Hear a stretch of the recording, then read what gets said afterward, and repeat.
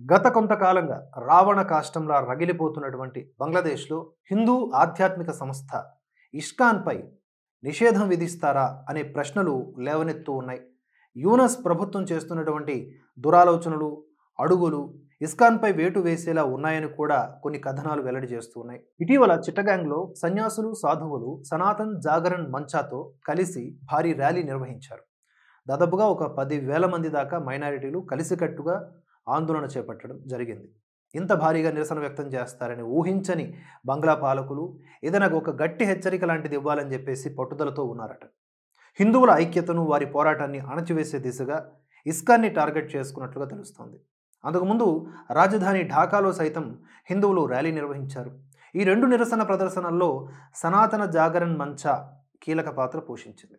ఈ రెండు ర్యాలీలు దేశంలో మైనారిటీల దుస్థితి, వారి వాస్తవ పరిస్థితులను కళ్ళకు కట్టాయి.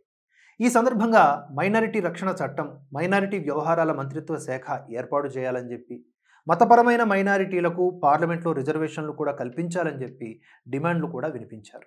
అలాగే ఇటీవల మైనారిటీలపై జరిగిన దాడులపై విచారణకు ప్రత్యేక ట్రైబ్యునల్ని ఏర్పాటు చేయాలి, బాధితులకు పరిహారం ఇవ్వాలి, పునరావాసం ఏర్పాటు చేయాలి, కూలగొట్టినటువంటి ప్రార్థనా మందిరాల స్థానంలో కొత్తగా హిందూ, బౌద్ధ, క్రైస్తవ మందిరాల నిర్మాణాలు కూడా చేపట్టాలి అనే డిమాండ్లను వారు గట్టిగా నిరసించి వినిపించారు.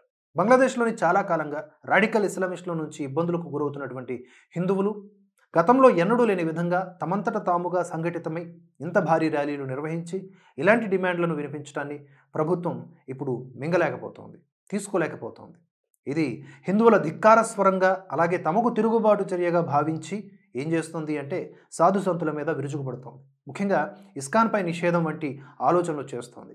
చిట్టగాంగ్లో నిర్వహించినటువంటి ర్యాలీ ముస్లింలు పవిత్రంగా భావించేటటువంటి శుక్రవారం రోజు నిర్వహించడంపై స్థానిక ముస్లింల నుంచి కూడా తీవ్ర వ్యతిరేకత వ్యక్తమవుతున్నట్లుగా కథనాల్ని వండి వారిస్తోంది.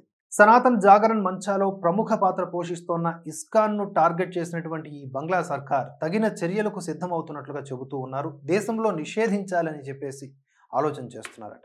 అంతర్జాతీయ సంస్థ అయిన ఇస్కాన్పై చర్య తీసుకోవడం ద్వారా మైనారిటీలు తమకు లొంగి ఉండాలి అని చెప్పేసి ఒక సంకేతాన్ని పంపించినట్లు అవుతుందని చెప్పి తద్వారా వారు భావిస్తున్నారు. ఈ క్రమంలోనే ఇస్కాన్ సన్యాసులైన చిన్మోయి కృష్ణదాస్ బ్రహ్మచారితో పాటుగా మరో 18 మందిపై దేశద్రోహం క్రింద చిట్టగాంగ్ మెట్రోపాలిటన్ పోలీసులు కేసులు కూడా నమోదు చేశారు.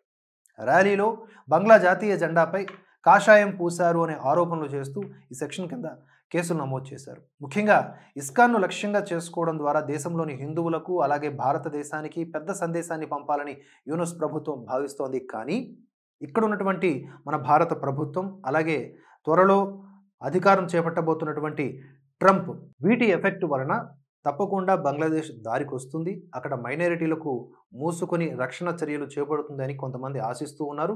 బట్ కాలగమనంలోనే వాట్ ఈజ్ వాట్ అనేది తెలియాలి.